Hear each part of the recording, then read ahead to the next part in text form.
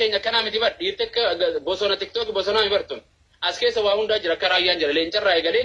gartee leenca nama nyaatu adurree nama nyaatu qoree nama waraantu waa hunda as keessa jira namni social media keessa dhufee nagaan hin galu akkuma rooba keessa deemuu jechuun nama jiita guyyaa tokko saniif jara keenya waan kayrii haa dalagannu anis hin gorsuuf durii amma dhiisee waan nam takka hin gorsu wallahi ijoollee kiristaanaa amantii qabattee wangeela itti lallabu amantii barsiisu waaqa dhugaa barsiisu islaamummaa isaan barsiisu osuma akkana ta'e ijoollee barattee nun qixxaa jirtu deemtee asii yuunivarsiitii biyya galtee barachuu jirtu jara keenya deemtee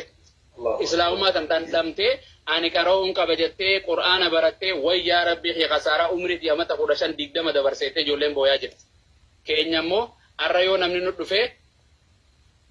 maan rabbiil bila yaa jira natti hin bilbinaa khayruma so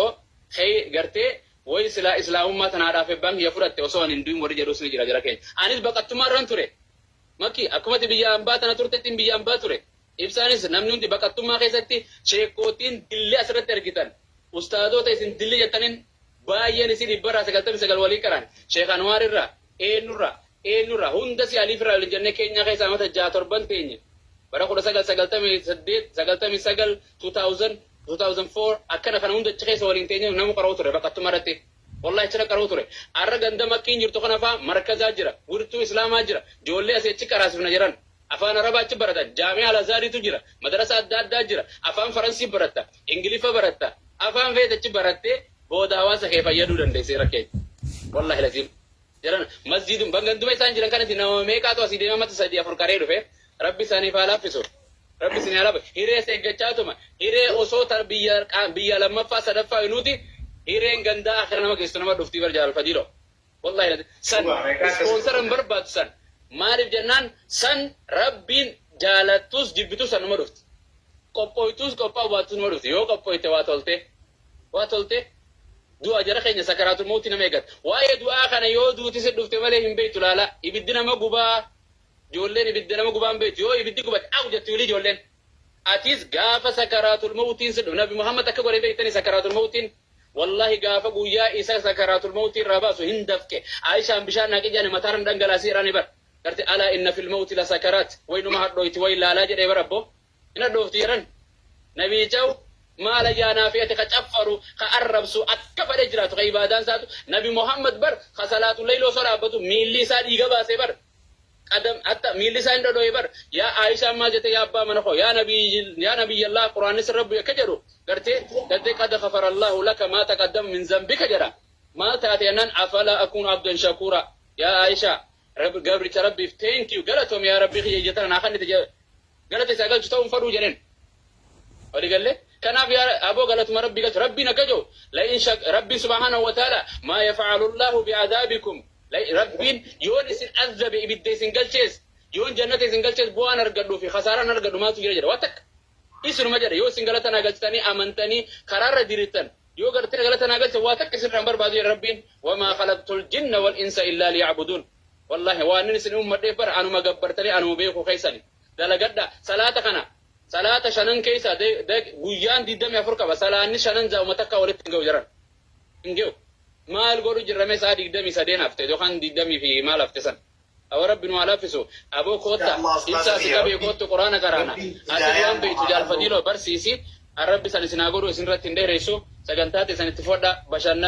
bashannani keessan ka islaamaa ka daangaa rabbiin tarkaanfanne kana aadaa oromoo hin faalleessine dubartiin teenyaa shaffanadha wallahi guyyaa yaa fadiilo yaa ibsaa yaa makki guyyaa uffata isin uffachuu hin dandeenye itu dhufa guyyaa kafana isinitti uffisan huccuu feete tanan waxxartu aadaa amantii feete uffachuu dandeessan arra guyyaa ati uffachuu hin dandeenye arra shaawar akka feete yeroo feete yoo qaamni oowwite dhiqachuu dandeesse guyyaa ati dhiqachuu hin dandeenye janaazaa si dhiqanii dhufa guyyaa arra miilaan deemtuu jira guyyaa ati deemuu hin dandeenye dhufa guyyaa arra maqaan isin baafattan ka isinii baasan babbareedaan kun maqaan kun du'atti gaddareemte janaazatti geeddaramuutu dhufa jira keenya kanaatu dhufa namni arra deemee masjida dhaqee salaatuu hin dandeenye kasalaatu dadhabe makiinaan dhaqu dade guyyaa salaata gartee du'aa fidanii dhaabbatanii sirra salaatanii dhufa bu'aa hin qabu san jara keenya kana beeka ganda nabi Muhammad dhaqe ni dhaytan ganda Ibrahim dhaqe wa Musa wa Zakariya wa Yahya wa Yunusa hundi isaanii dhaqan akhawakoon keenya abboottiin teenya dhaqan dhaquuf teessan akkuma keenya kan abbaan keenyaa fi haati teenya nu daran babbareeduu turan nagahan wal jiraatan jiruu isaanii nagaan uffatan bultii isaanii nagaan uffatan namni na bultii isaanii keessa batabbatu hin jiru telefoonni jalaa batabbatu kajalaa jeen ajjanu hin jiru irra wal gargaaran hanqa duutii addaa baaftutti oromoon waliin jiraachuu turte jara keenya arra inni fuudha sargii dhiir godha imimmaan borphii godha dubartii takkaa jira tanii ni yeroo sadii godhamte islaam waan akkana seenaa kana isin himee isin raaboo modiisu intala gartee nikaa sadi sahiha hidhatee jira ko nikaa sadi Nummaati qaamaan beeku. sahih namni hidhate san cubbuu hin qabu intala takkaa dhiira sadi yerume Guyyaa tokko yataan baatu guyyaa tokko isiniif hima intalti kee turumteen isin dhaggeeffadha nama shawwaddi dubartiin isin shawwaddi osoo nikaa namaa qabduu biyyaa baate fa amata 50 jiraattu nikaa irra jiran ka gartee irraa buufamutti dhaggeeffadha ifi jalaa utaaltee baatee abbaa manaa jaalatu ka gartee isii fuudhee dhiiftee biyya galu isiniif hima nikaa sadii nikaa jaara sadii akkeetti hidhatte dhaggeeffadhu jaalmarro jaalfadiilo fakkeenyaaf ati gaafa biyya jirtu intala obboleettitiyya fuutee biyyatti sargii namni beeku haadhaaf ebbaan beeku nikaa godhattee biyyatti waliin jiraachuu turte abbo nikaa abbaa kiyyaa siidhe walii dhagallee abbaa kiyyaa nikaa siidhe akkasii si dhiifteeti gara biyya walii galtanii takka gartee gara biyya arabaa kana deemte si bira nuun gargaarettee nurraa hin jijjiirettee chokotte amata muraasa teessee janajjante kawayii teessi ati shabakaan hin dalagu biyyatti ka shabakaan qabdu osoma janajjantu ruuza nyaatti luqqu nyaatti dijaaj nyaatti hawwite ka hawwite tokko janajjana ka osoo janajjanu osoo jettu abbaan isi kan nikaa godhe nikaa hidhe kun ni du'e jaarsa kanaan wartee warra basee galii kootu galii akkana ta'e odaan hin fadhu hin galu osoo jettu nikaa nagan lakkisee jettee waraqaa birrii baaftee waraqaa kijibaa qaadii kijibaa irraa baaste nagan lakkiseette shabakaan waliin argane isa barbaada kiyyaa baadiyyaa kana eenyu barbaada nikaa fudhattee obboleessa isii suudii bira dhufe obboleessa isii biratti obboleessi isii nikaa godhe amma abbaan hin jiru godhe ammas osoo kanaa hojii jirtuuti kana jalaa deemtee kalama ibsatti heerumte jechuun amma fakkeenyaaf ibsatti heerumte ibsatti ati waraqaa san argisi waraqaa kan qaadii san argisiifte jechuun ibsa amma ibsa argisiifte ibsaan nikaa godhate obboleessa isiitiin nikaa godheef jechuun ammas kaatee ibsaadha osoma jaanii shurtaan fuudhee hidhee biyyatti gale amma ibsaan jala amma waa xiqqoo teessee kabiraa janajjante ammas kuni kutee ibsaani aboo kottu na jala gali kottu deebi'ate ani hin deebi'u kottu gali osoo kana jala jaanii wal lollolte komentii kabiraa janajjana komentii isaa gartee komentii nahii kee jettee maqaa gootee komentii isaan ta'in nagan lakkisettee obboleessii amansiifatte bo obboleessi nikaa hidhuu dide hin argu jedheeni nama biyya taa'e osoo joon heerumtee duraan ofirraa heerumtee gartee abbaa manaa gartee deebite osoo wal diduu jettee kuteenis kara biyyasaa kara wallaggaa fagoo biyya fagootti gale waliin argan kanaas dadhaban nagan lakkisee jetteen kuno natti ergee jira kuno jettee waan kataba namni biraa itti katabu hajana janutu anaa dhufe keessa seenee ammaga siin fura nagan lakkisee si gan lakkisee diina katabetteen dhaggeeffa isii boodarra himaa bar deemtee boodarra gaafa na dhuftee diddee amma komentii na fiddee nagan lakkisee jettee obboleesseen hin godhu jettee boochee si gan lakkisee ragaan okkanne akkana sagalee ofii diyyanneen sagalees fidde ka rabshaa isi fiddee keessaa cirtee fidde gartee murtee fidde achi booda godhu godhaa jedhee qaadii ayyam nu kannan obboleessi godhaa jedhee bakka hin godhu nikaa goone osoo ani ta booda an godhu jiru nikaa godhu jiru jaarsi isii ani nin godhee jennaan jaarsi isii achi as beebbo nikaa gadi lakkifne jedhe achi as bee achi amma loluu eegarte intala akkame kana goote seenaa hunda keessa deemee akka rabbiin sodaattu akkana sodaattu hunda isii dhugaa nutti himtee fiibbo into hubbatte nikaan akkanaatiin ni jira mee jaarsi kiyya kamii kana amma kaboodarraa kana ofii wal lolteewu jaarsuma duraa san narra wayeetteef maa lolte amma narra nagan lakkisuu didee jette nagan lakkisuu didee abumuwaas akkana kuni kanuma duraa sanii irra wayyaa akkamittiin faqsiif irraa godha nama jibban hin fadhu nikaa nama hin fee namarra ni jira jette aboolu tin dandeenyu suuta ofadhaa waliin jedha